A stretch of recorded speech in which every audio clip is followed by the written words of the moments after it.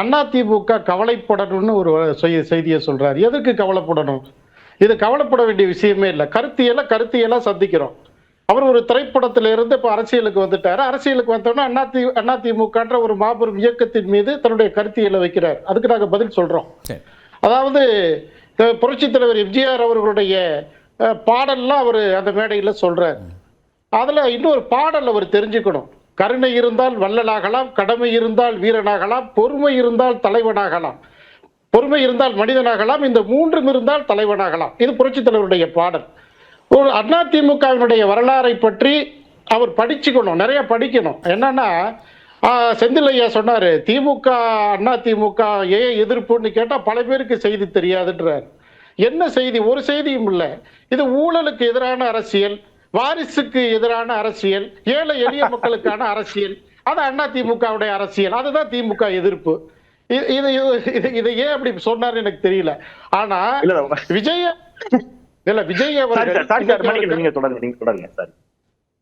விஜய் அவர்கள் தன்னுடைய மாநாட்டில் ஒரு கட்சியினுடைய தலைவரை மேல வச்சிருக்கிறார்.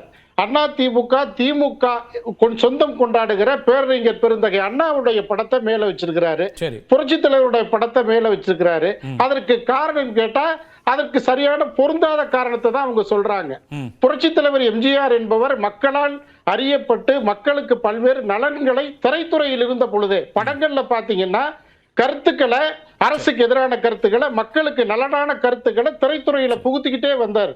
4 ஆண்டுகள்ல அவர் திரைப்படத்திலிருந்து அரசியலுக்கு வந்து ஸ்ட்ரைட்டா முதலமைச்சர் பதவி பிடிச்சிருந்தவர்.